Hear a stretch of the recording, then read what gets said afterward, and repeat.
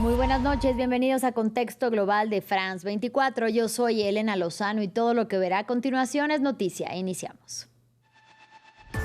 Donald Trump hace realidad sus amenazas y anuncia la retirada de mucho más de 5.000 militares de suelo alemán. La decisión del mandatario estadounidense ocurre en represalia por los dichos del canciller Friedrich Merz, quien aseguró que Irán está humillando a Washington en la guerra. La Unión Americana también suspenderá el despliegue de un programa de misiles de largo alcance. En México fue nombrada Geraldine Bonilla Valverde como gobernadora interina del estado de Sinaloa. Llega al cargo en lugar del gobernador con licencia Rubén Rocha Moya, acusado por Estados Unidos de narcotráfico, y quien se apartará temporalmente del cargo mientras la Fiscalía General de la República investiga las acusaciones de Washington contra él y contra otros funcionarios y exfuncionarios. Habrá auditoría de los resultados de las elecciones de Perú. A poco más de una semana de que se cumpla un mes de la primera vuelta presidencial, el Jurado Nacional Electoral del país andino ordenó realizar una auditoría informática exhaustiva para reforzar la confianza en los resultados que todavía no se conocen.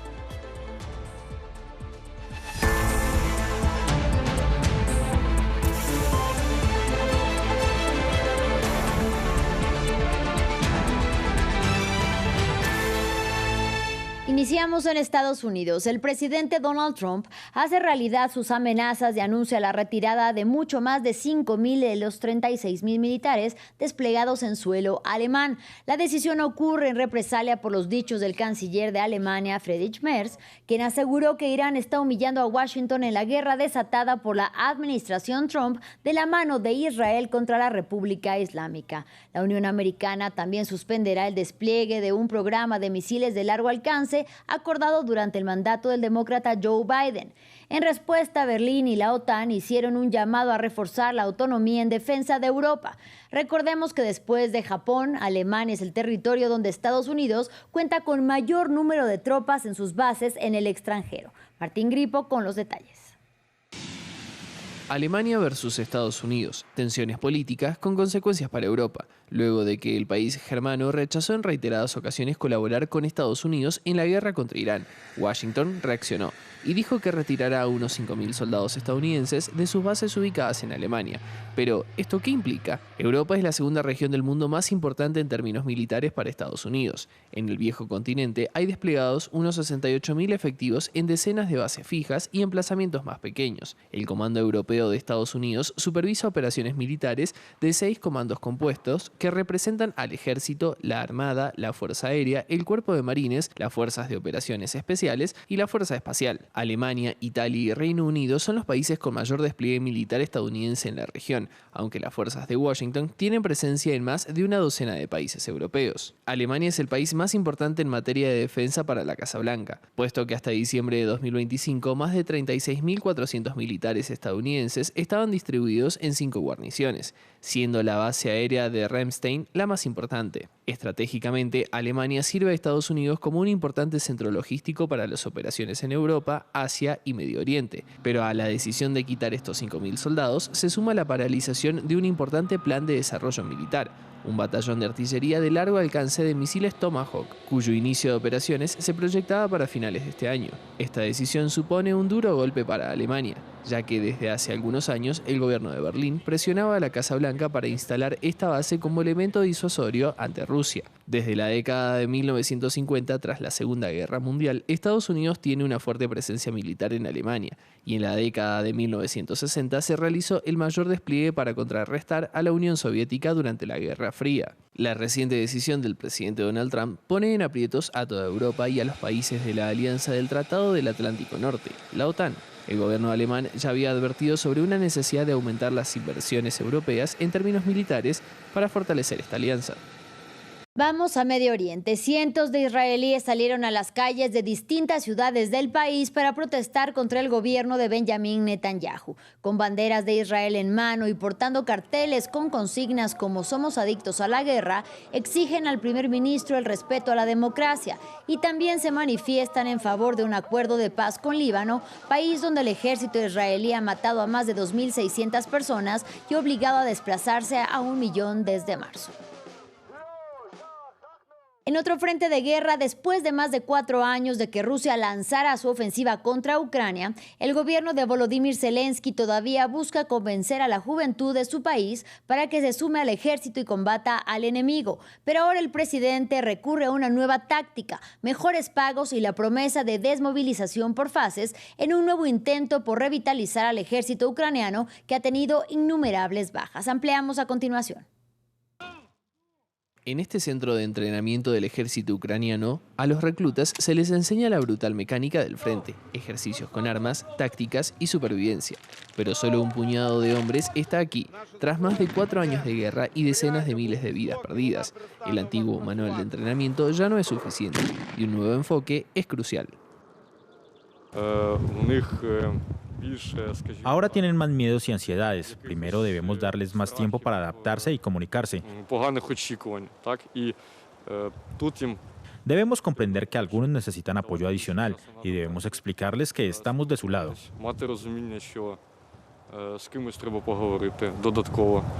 Tranquilizar a los reclutas no es solo una estrategia, es una necesidad. Las Fuerzas Armadas de Kiev tienen una importante escasez de personal, por lo que el gobierno incluso ha reclutado a presos a cambio de una reducción de condena. Pero no todos están convencidos. Para cubrir las carencias, Volodymyr Zelensky ha anunciado una reforma militar. El principal incentivo, un aumento salarial para los integrantes del servicio. Para los puestos que están por fuera de los combates se destinará un salario de unos 600 euros, mientras que los soldados desplegados en el frente podrían ganar más de 7.000 euros. Otra propuesta clave es la desmovilización gradual, que ofrece a los soldados exhaustos la oportunidad de regresar a casa. La duración del servicio, que puede aclararse y definirse gracias a un sistema de contratos actualizado, este es el punto moral más fundamental, de modo que podamos, en particular, comenzar a dar de baja del servicio militar a aquellas personas que o fueron movilizados antes. La ley marcial vigente promulgada al inicio de la guerra en febrero de 2022 impide que cualquier soldado abandone el servicio, por lo que casi todos los reclutas son conscriptos en lugar de voluntarios. Y para muchos, el sistema actual se considera injusto, corrupto y completamente defectuoso.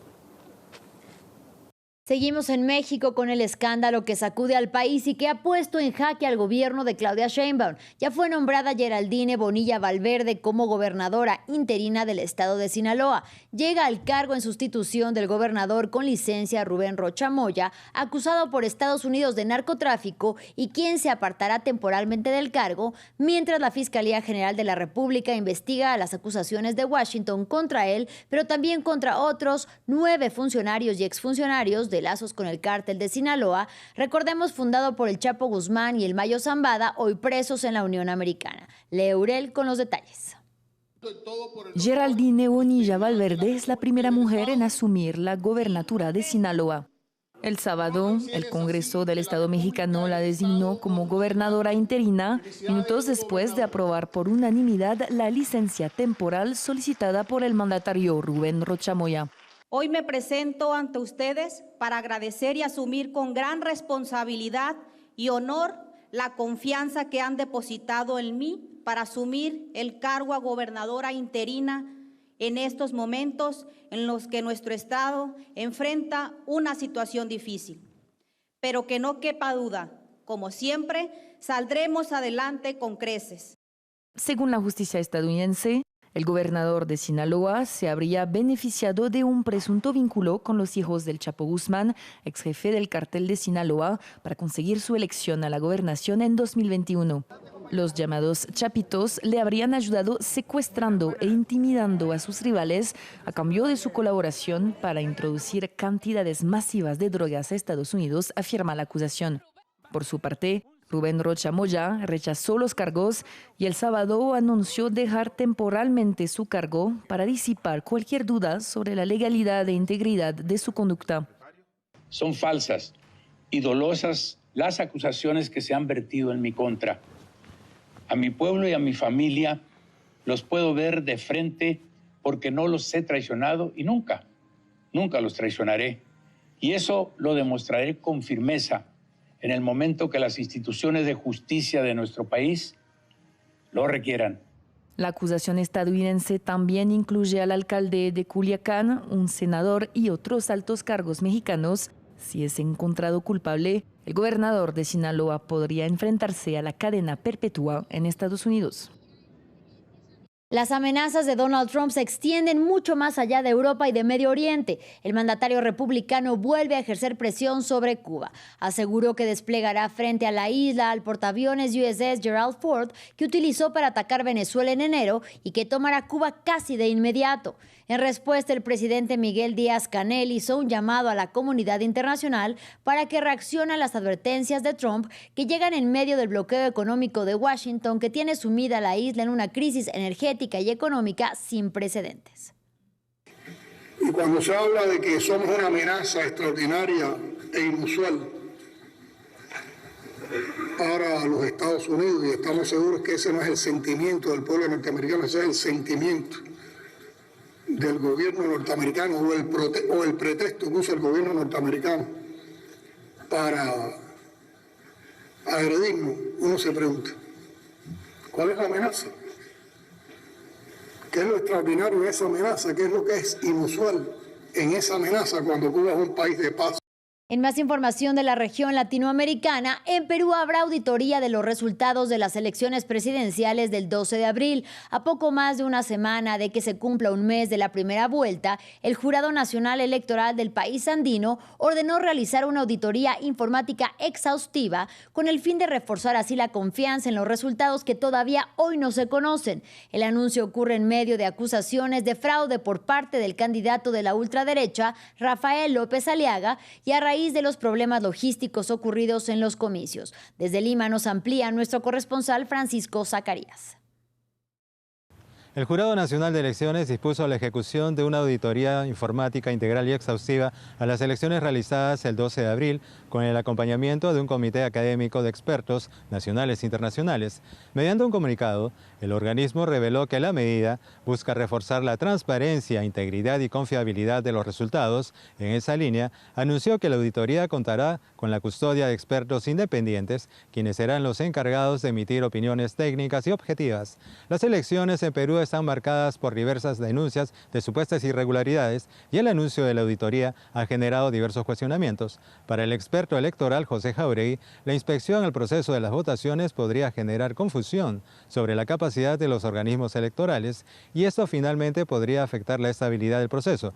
Por su parte, Renovación Popular, partido del ultraderechista Rafael López Aliaga, calificó la auditoría propuesta por el organismo estatal como carente de seriedad y le exigió al Jurado Nacional de Elecciones abstenerse de pronunciar resultados hasta que se ejecute una auditoría por alguna entidad internacional. Por otro lado, el jurista Gonzalo Ortiz de Ceballos advirtió que los comicios atraviesan una crisis de legitimidad sin precedentes y los resultados en las actuales condiciones podrían conducir al país hacia la ingobernabilidad. Y finalizamos en Río de Janeiro. La playa de Copacabana vibrará esta noche al ritmo de la música de Shakira y sus arenas ya están abarrotadas a minutos de que empiece el show. Se espera que unos 2 millones de fanáticos se den cita para presenciar el espectáculo, que es gratuito, de la que se convertirá en la primera latina en presentarse en el mítico escenario carioca. Muchos llegaron desde ayer, desde lejos, y acamparon en la playa para intentar obtener el mejor lugar. Pero para los que no tengan la suerte de estar en las primeras filas, se han apostado una veintena de pantallas en paralelo al mar de la icónica playa que este sábado es escenario de La Loba. Así llegamos al final de este espacio informativo, pero los invitamos a que visiten nuestro sitio web www.france24.com. Ahí podrá encontrar la actualización de las noticias que han marcado la agenda informativa de este sábado 2 de mayo. Gracias por su compañía y hasta la próxima.